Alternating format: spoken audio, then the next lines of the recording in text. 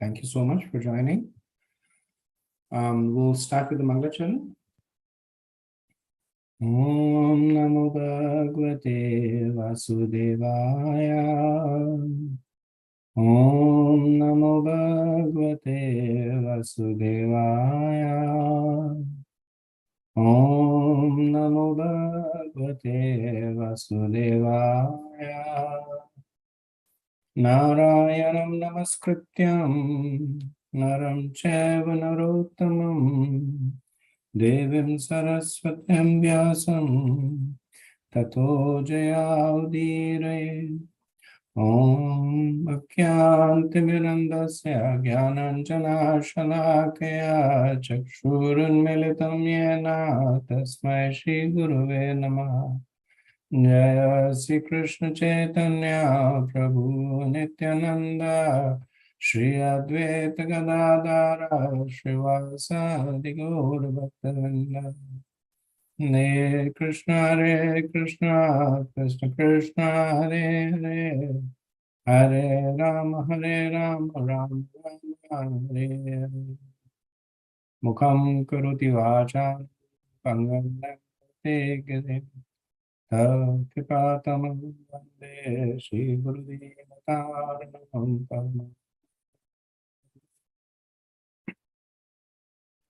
Hare Krishna. Thank you so much for joining. So we had completed our discussion on the 6th chapter of the Bhagavad Gita last week. We also had a Q&A session. So the plan is to start the 7th chapter today. And before that, I just wanted to put some questions for the devotees in the conference to answer. And as usual, I'm going to ask you to please raise your hands before you answer the question. And please keep the reply concise, preferably under 60 seconds. Okay, so when does Krishna actually begin to speak the Bhagavad Gita? What's the event after which Krishna begins to speak the Bhagavad Gita?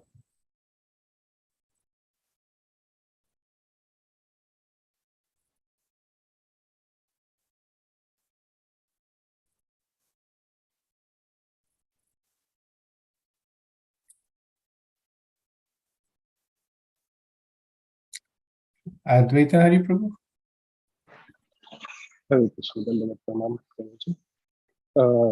The event was basically when Arjun surrendered to Krishna and asked him to accept him as his disciple.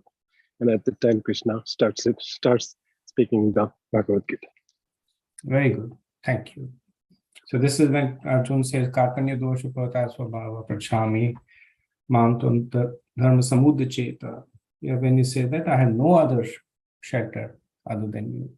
Right? And then at that time, he has accepted Krishna as a special master, and Krishna begins to speak the Bhagavad Gita. So that's verse 2.7. You can lower your hand, Advaita. Can anybody tell me what is the first instruction that Krishna gives Arjuna?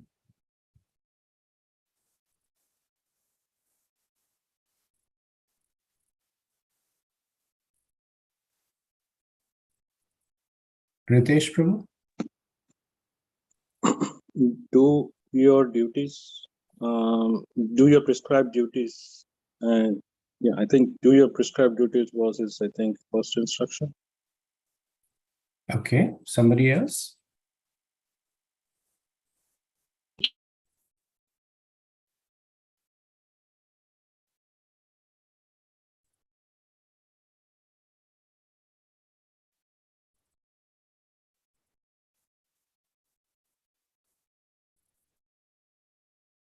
Right after Arjun surrenders to Krishna, what does Krishna say to Arjun?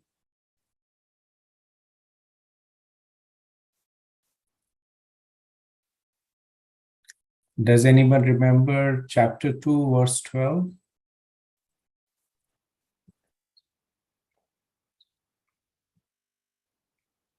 Natva evaham.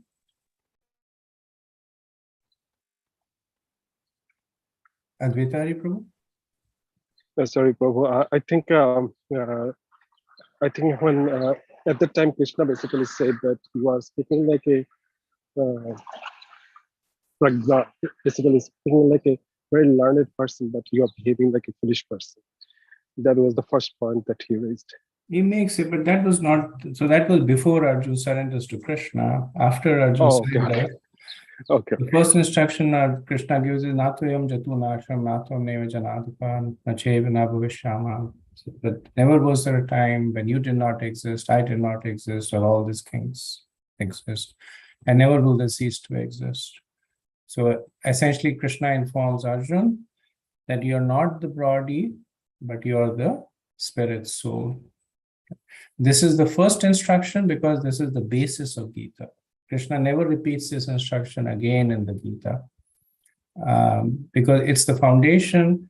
Unless one accepts oneself to, at least theoretically, Prabhupada says that one may not realize oneself as the eternal spirit soul, but at least accepts that premise that I am not the body, I am the soul.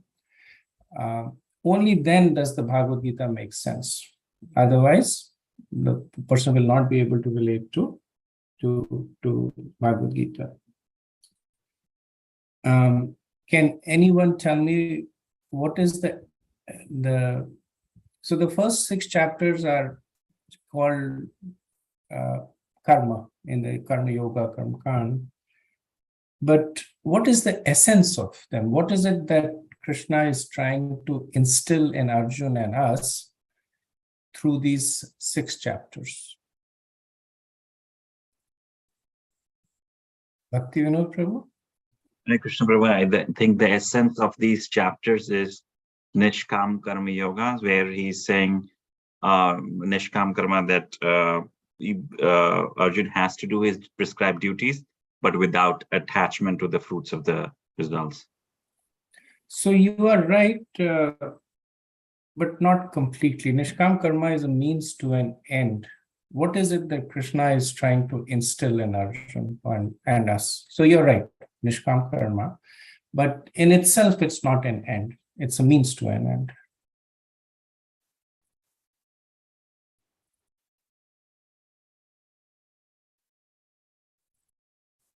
Okay, Rupa Raghunath Prabhu? Yeah, Hare Krishna, Prabhuji, Danvat Pranam. I think, Prabhuji, it's the whole yoga ladder, and this is probably the first rung of it, of Karam Yoga. So while Krishna advises Arjuna to, elevate himself up to the level of Nishkam Karma, he's also concluding that this should lead you to Bhakti Yoga. And that's the path he's taking Arjuna on as part of the first 6 chapters, and it'll kind of give a segue to Gyan and then Bhakti. Okay, thank you, Prabhu. I had seen Nadadi Mataji.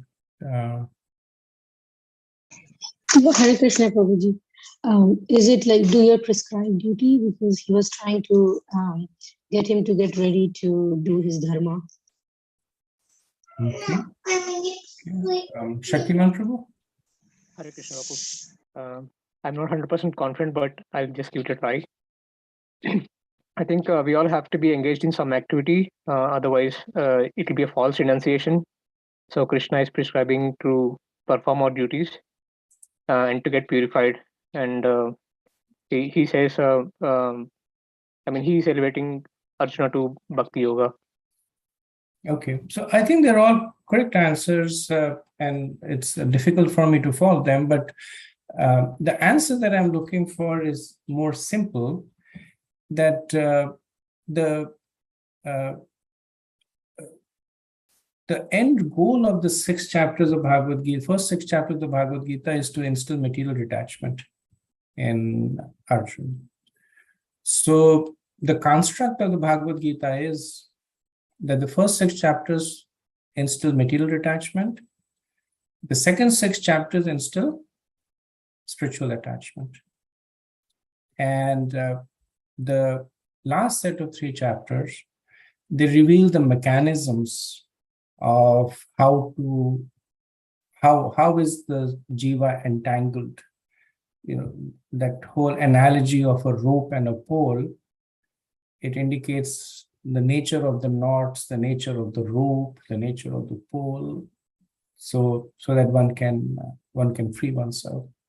So they were all correct answers, but if you were to simplify it, then if you'll notice that in the first 6 chapters, Krishna does not speak about himself except for in one place. And can somebody share which is the one place that Krishna speaks about himself more directly? He says that fight for me, but there's one place where Krishna speaks more directly. Ritesh Prabhu. Is it the place where he mentions about when he comes and why he comes, and the fact that he knows about all the previous history and the future, but Arjuna doesn't? Which chapter is that? Chapter 4. Yes, very good. So that's one place where Krishna speaks directly, where he says, Janma karma chame divyam yomai veti tatvata tiktadeham punarjanam. Right? And can anybody tell me why does Krishna speak about himself at that point?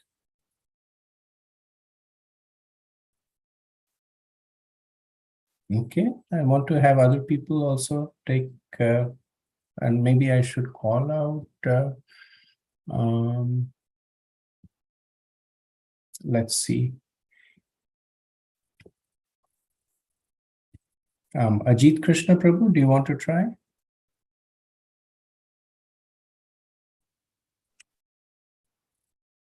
Yeah, sure, Prabhuji. So actually, just so that I fully understand the question, do you mind repeating that again, Prabhuji? Why does Krishna speak about himself in the fourth chapter? Right. So we heard that in the 4th chapter he talks about himself very briefly. Right? He says, Right. and one, you and I have taken many births. I remember, you've forgotten. 2-3 verses. Why does he speak about himself? So my thought is that since Arjun was since he surrendered to him, Krishna was laying the groundwork for why we should take what he's going to now speak to Arjun. Very good. Why we should take Very that good. seriously.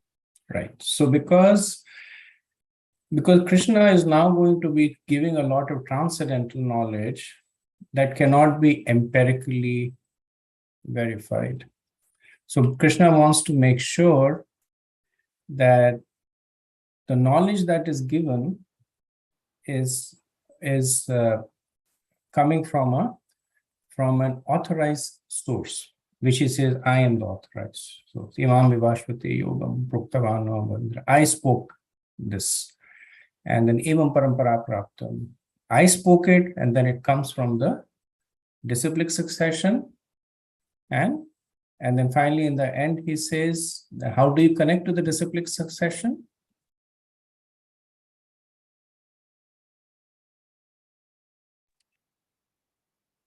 Was that for me, Prabhuji, or were you asked? No, this is another question. Shaktiman Prabhu, please go ahead. Tadvidhi Pranipatiyana Pariprashna. Very good, very good. And then he basically completes that connection, that knowledge from me through a bona fide disciplic succession coming through a spiritual master. Now, the question is that Krishna is encouraging Arjun to develop material detachment, yet he speaks about Karmakand. He speaks about the importance of performing your prescribed duties, doing the yagyas for the pleasure of the devas. Why does he do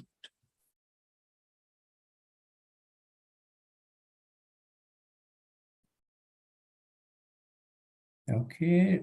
Vanita Mataji, do you want to try? Um,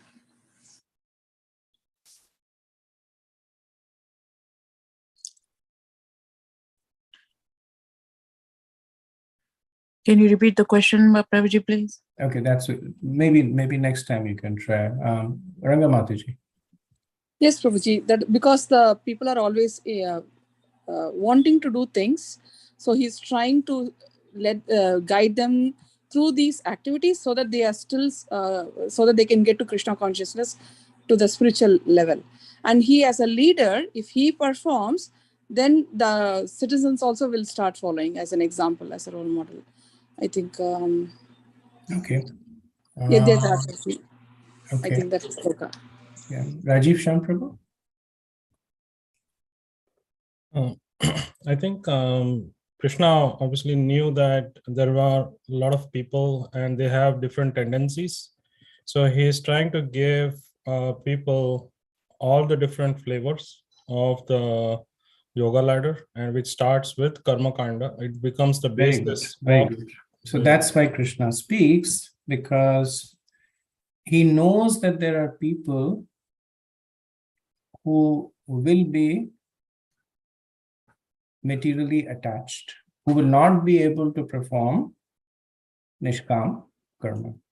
So he doesn't want to leave them. He doesn't want to say that there's no hope for you guys. He says you perform your prescribed duties, because through the performance of prescribed duties, you will get purified. How does one execute nishkam karma?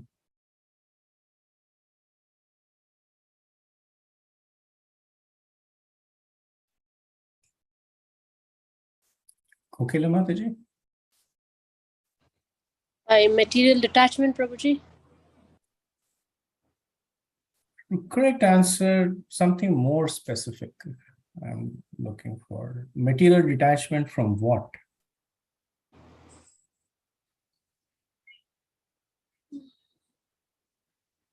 Vamsi Gopal, Prabhu? Yeah, Prabhu, without expecting anything from the results or without enjoying the results. Very good. So detachment from the results, and detachment means indifference to the results. Means not being happy or unhappy, or feeling proud or dejected. Indifference from the results does not mean that one does not give their 100% in doing the activity. It means that after giving the 100%, they accept whatever result comes. Right? We gave that analogy that the person will still cook. It's not that after cooking he'll say, I'm detached from the result and throw the food away. The person will cook, and whatever comes out of it, he will then accept. He won't be happy if it is very sumptuous, or unhappy if it is not. Can somebody tell me what are the, or who are the three doers that Krishna speaks of?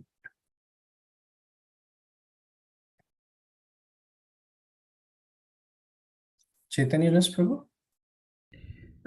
Krishna, Jiva, and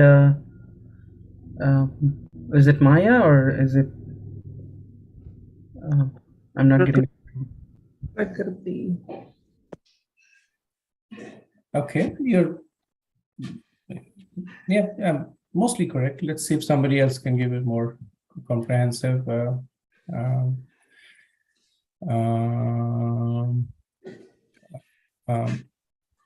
Gayatri Mataji, do you want to try? So the third one is Prakriti, not Maya. So, or three gunas of nature. Right. And what are the other two? Jiva and Paramatma. Very good. Very good. So Krishna is kind of correct answer, but the actual answer is Paramatma. So it's Paramatma, Jiva, and Prakriti.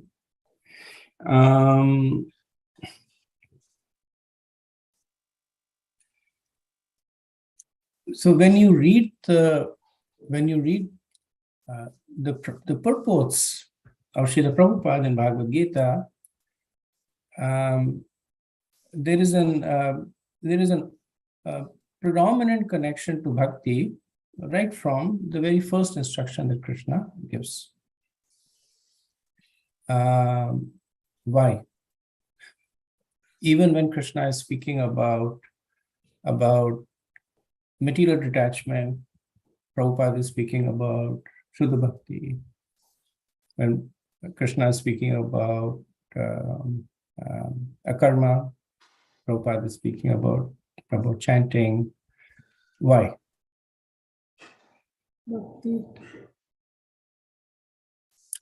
Venugopal Prabhu? Hare Krishna Prabhu. Is it because this process, all these activities that he's suggesting in the first 6 chapters would be effective only with the component of bhakti in it, and without bhakti, that's they don't really give the best result. Okay, thank you, Prabhu. Praveen Prabhu. Yes, Prabhuji. Is it because Prabhupada, being a pure devotee, he can understand the real intent of what Krishna is desiring to say, and he's not waiting for, he's trying to give it as quick as he can. Very good, very good. So Srila Prabhupada, being an acharya, he is giving to us what Krishna ultimately wants to give us. Krishna wants to give us bhakti. Krishna is taking us to the path of bhakti. Srila Prabhupada understands that in this age of Kali, forget about Nishkam Karma. Even Karma Kand is impossible to do. How many people can do Karma Kand in this current day and age? Right? To understand the instructions of the scriptures, being a Grahastha, there are so many instructions that the Grahastha has to follow just to be pious. So understanding that it is impossible to do Karma Kand or Karma Yoga or Gyan Yoga or Rastang Yoga, Srila Prabhupada connects it to the final desire of Krishna, which is bhakti. Once when Prabhupada was in Chennai, a Sanskrit scholar who was also somewhat of a scholar of Bhagavad Gita, he came to Prabhupada and he said, Swamiji, there are many faults in the translation that you have done. And Prabhupada said, oh, where? For 30 minutes he sat and he went to different verses that here Krishna says Brahman, but you are saying personality of Godhead. Here Krishna says Mat, and you are saying Krishna. So after 30 minutes, Prabhupada turned to one of his disciples and said that make sure he gets good prasadam when he goes. So the person went away, got prasadam. One of Prabhupada's disciples said that, why did you just sit quietly and let him say all that? And Prabhupada looked at him and said that, did you see how many times he said the word Krishna? So that's the mood of the Acharya. Because anyone can write a scholarly translation, right? But what Prabhupada writes is one that has a transformative effect, that carries within itself the desire of Krishna and Chaitanya Mahaprabhu and the Parampara. So when you're preaching, sometimes you will be faced with this question. And Prabhupada is speaking about bhakti, but these verses don't add up. So then it's important to understand this, that Prabhupada never wanted to write a literary language translation, but he wanted to capture the spirit of the instructions of Krishna and touch our heart. Okay, very good. So we'll start with the introduction on the 7th chapter. After that, I will break up into 4 groups and do the 4 verses. And then after that, I will, I'll conclude. So let me share my screen with you.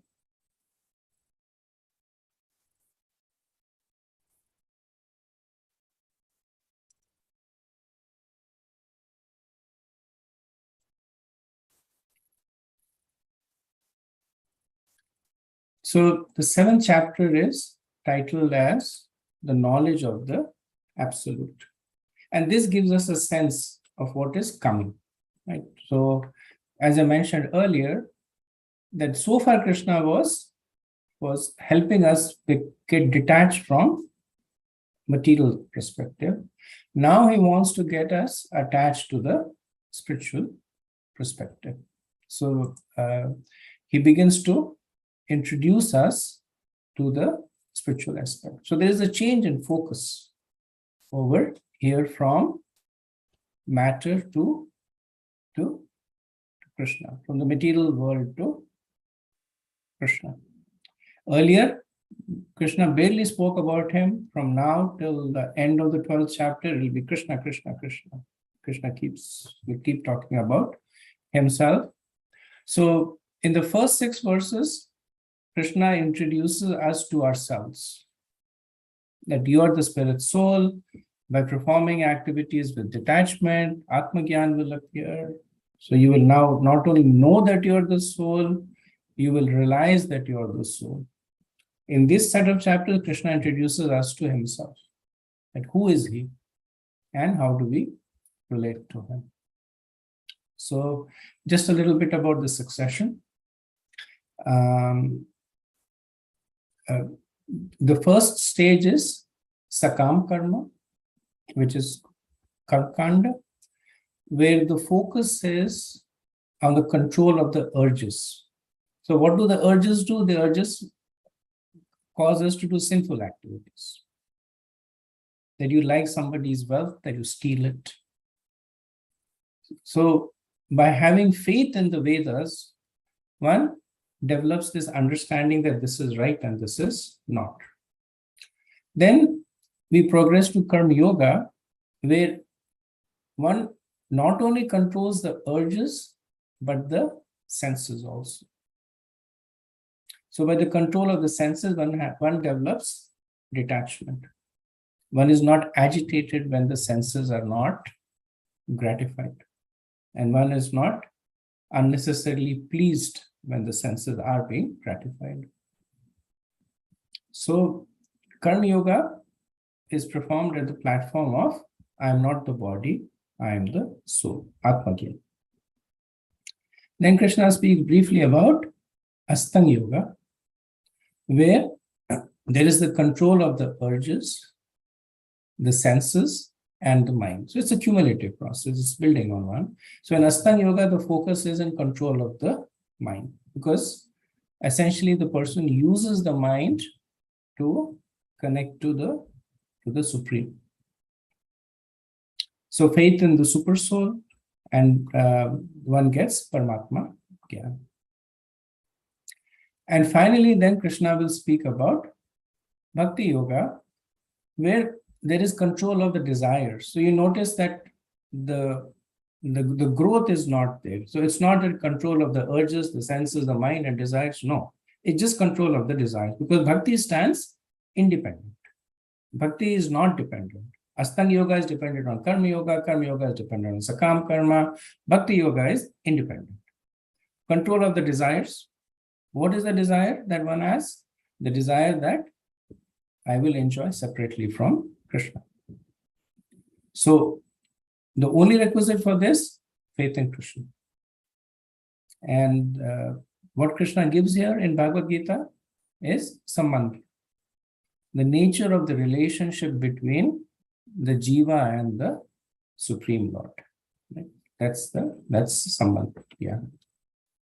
So there is the gradual advancement, and as I mentioned, there is the direct access because of the supreme independence of the process of bhakti.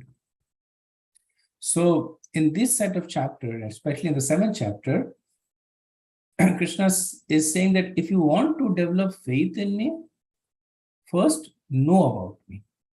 So Krishna is going to be speaking about himself. And how else will one develop faith unless one knows about the person? So how to know about Krishna?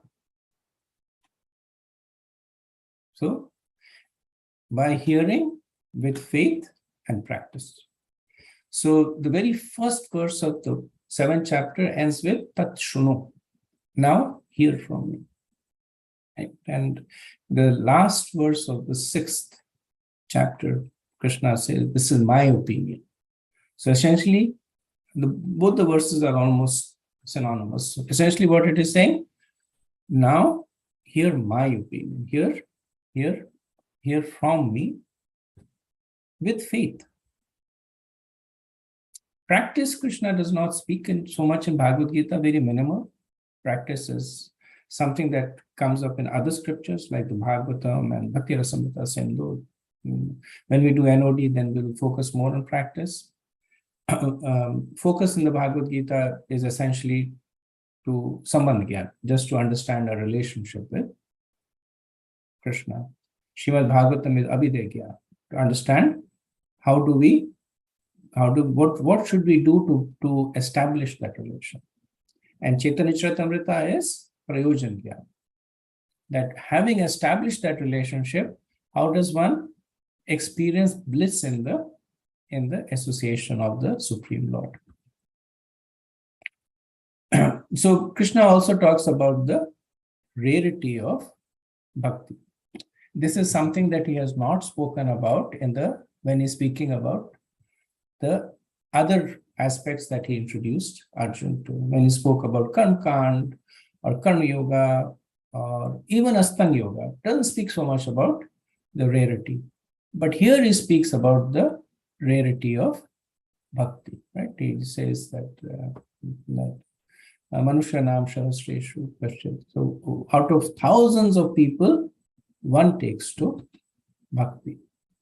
And then in 719, he says, many, many birds. So 1 in 1,000, after many, many birds, Krishna says, barely knows me. Knowing Krishna is bhakti. So he talks about the rarity of bhakti, not because it is difficult to attain, but because not many people are looking for it. Yeah, so that point is made by Prabhupada several times. The bhakti is the easy path to Krishna. One should just take to it. So that was a brief introduction to the 7th chapter, and essentially also a summation of the first 3 verses. So we will take 10 minutes, divide ourselves into 4 groups, and basically see if you have group 1 takes verse 4 to 14, group 2 takes 15 to 19, group 3 20 to 25, and group 4 26 to 30. So what I'll do is that or maybe Chaitanya Ras Prabhu, that he can create 4 rooms. So room 1 is group 1 and so on. And hopefully each one of you know which group you are in. So you can basically join that group and then have a discussion. Take 10 minutes, have only one person summarize the presentation, and then after 10 minutes we'll share the presentation. So I hope everybody knows which group they belong to, or should I inform them, or? You prepared that table, right, Prabhu? Yes, Prabhu. You shared that with the... I didn't share it with anybody, Prabhu. I sent it to you. Oh, okay. I'm sorry. I don't have all the email IDs, Prabhu, so I couldn't send it. I see. So how do you want to do it?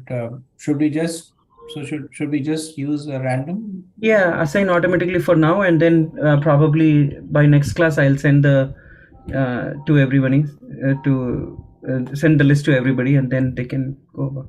Okay. Now I'm putting assign automatically. Okay. And if you can put 10 minutes timer for the I don't have the option to put it, Prabhu. Let me see.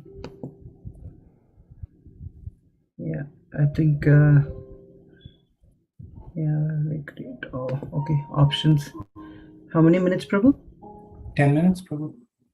Okay, Prabhu.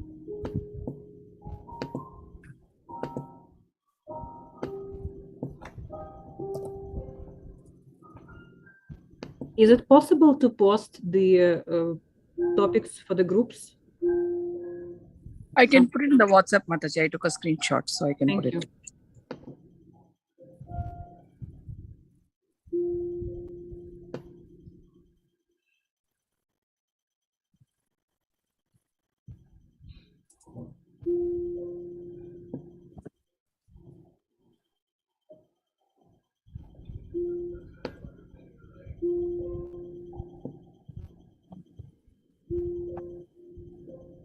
I have also put it in the chat.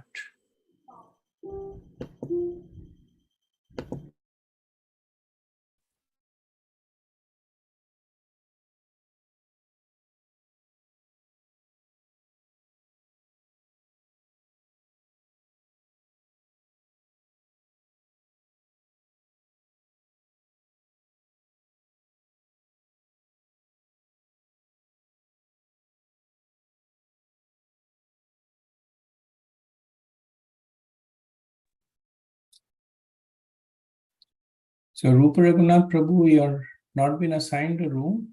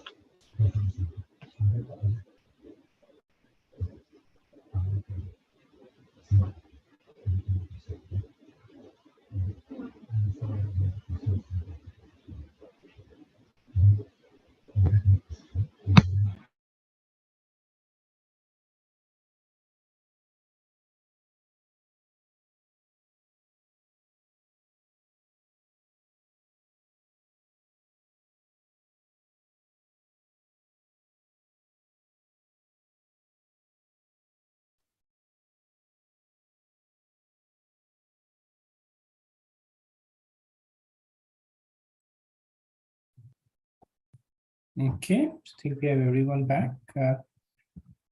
So if group 1, elected spokesman can speak, verses 4 to 14.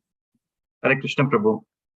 So our section is about knowledge of Krishna. So in this verses 4 through 14, Krishna is talking about that he has two energies, the material energy, which is the inferior energy, the apara prakriti, and these are made of the 5 earth, water, fire, air, ether, and then the 3 subtle elements, the false ego and the mind and the intelligence. And Krishna is the source of both material and spiritual energies. Then he talks about that he's the creator and the destroyer, just like everything rests upon him, but just like a pearls are strung on a thread, everything is resting on Krishna, that he is the supreme maintainer of the whole universe. So he's talking about the material energy and the spiritual energy, both are dependent on him. And in the verses 8 through 11, he's talking that he's the essence and he's all pervasive. He's talking that he's the taste in water, he's the light of the sun and the moon, he is the sound in ether, he is the ability in man, he's the Om in the Vedic mantras, he's the life of all that lives, he's the austerity of the ascetics, he's the intelligence of the intelligent, he's the strength of the strong. So he's talking that he's all pervasive and he's the essence. And then he's talking about the modes, the 3 modes of material nature. They're very strong. They are manifested by him, but he is not under their influence. So the jivas are deluded by the modes. They're very strong. But if they shelter, if they surrender to Krishna, then they can easily cross over these 3 modes of material nature. That's all, Prabhu. Excellent summary. Thank you, Prabhu. Group 2. Hare Krishna, Prabhu. We had verses 15 to 19. So here Krishna begins with highlighting the 4 categories of people who never come to him or surrender to him. So here he mentions the Mudas, the grossly foolish, the Naradhama, the lowest among mankind, and Maya Pratagnana, those whose knowledge is stolen by the illusionary energy, and the Asuram Bhava Ashritaha. So those who have the demoniac nature, or the atheistic nature of demons. So these 4 categories Krishna highlights never surrender to him. And then he follows that up with the 4 types of people who turn towards him. So Chaturveda Bhajante Mam. So here he mentions they begin to render devotional service unto me, and that is, they turn towards him, the distressed, the desire of wealth, the inquisitive, and those who are searching for knowledge of the absolute. And Prabhupada clarifies that all these 4 are not pure devotees, because they have some aspiration to fulfill in exchange for that turning towards Krishna. And then it leads to the next verse where Krishna says, of these 4, one who is in full knowledge and is always engaged in pure devotional service is best. What's qualification to be very dear to Krishna, he mentions here, to one who is in full knowledge and who is always engaged in pure devotional service. He's very dear to me, is what the 17th verse. Then follows by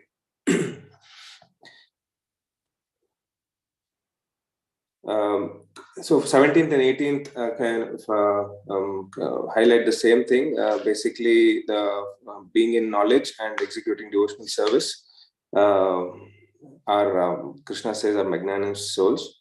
And concluding 19th verse, Krishna mentions how rare it is for such a soul, to the rarity of such a soul, of one who is in full knowledge and who executes pure devotional service to him. with that Bahunam Janmanamante verse, after many births, he was actually in knowledge, surrenders unto me to be the cause of all causes and all that is. So, yeah, so that's a broad summary. The four types of people who never turn to Krishna, 4 types of people who turn towards him.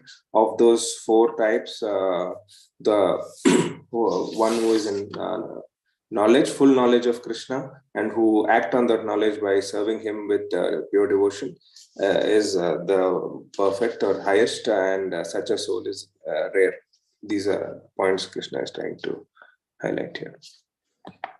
Okay, thank you. Very nice comprehensive summary. Group 3. Hare Krishna.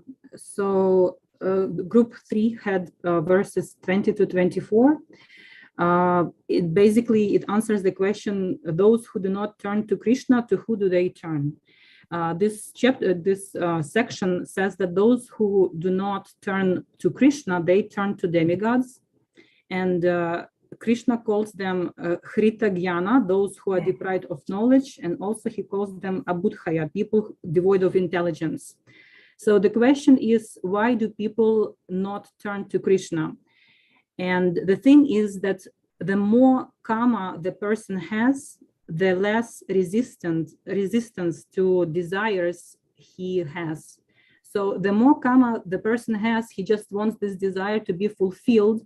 And he knows that if he turns with this desire to Krishna, Krishna is going to think, oh, is it going to be beneficial to this person, or is it not going to be beneficial to this person? But they have too much karma and they cannot, wait. So to who do they turn? They turn to demigods because they cannot wait. When devotees, when they see demigods, they respect them as senior devotees. However, they do not worship them as the absolute truth. However, those people who turn to demigods, they worship them as the source of goods that they can give them. Also, verse 21 says that we cannot change our faith or our belief by ourselves.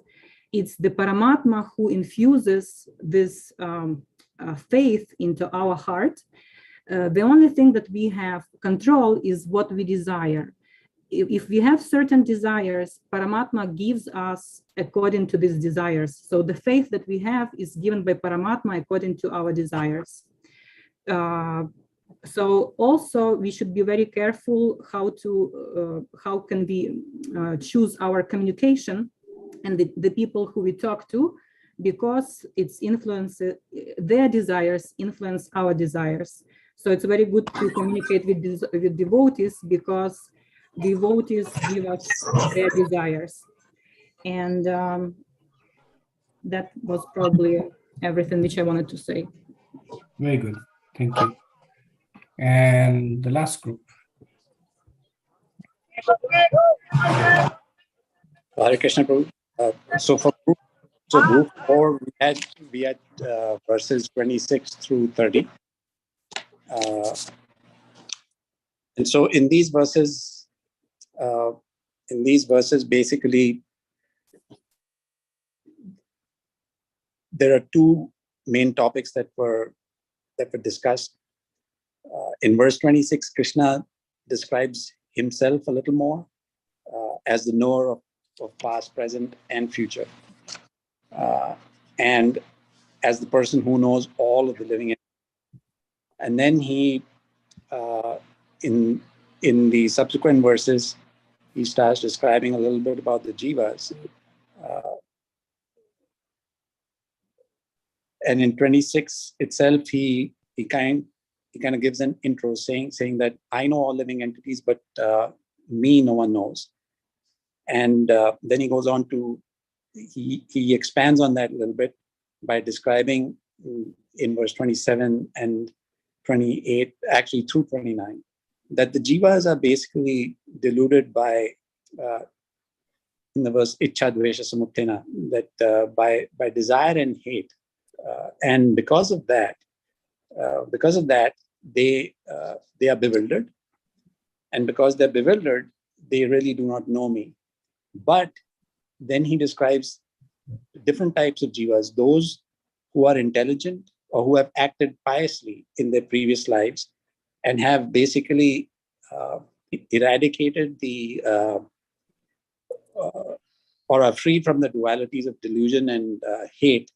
He says they are the ones who engage in my service with determination.